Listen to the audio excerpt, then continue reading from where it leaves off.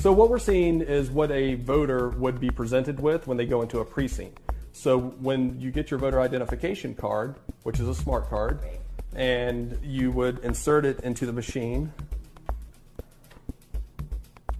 and then go ahead and start your voting process.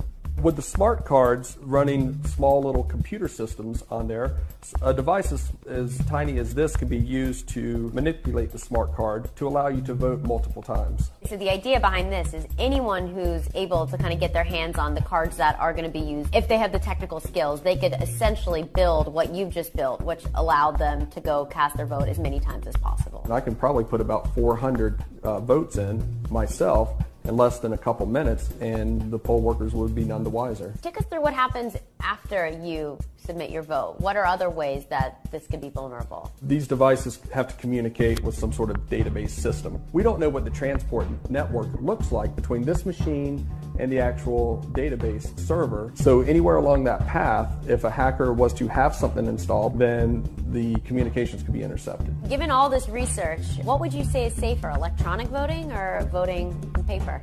Well, I can tell you this year I will be voting via paper with a mail-in ballot. As someone who is kind of knee-deep in the vulnerability, so you always sees like the worst could happen, what keeps you up at night? A compromised election.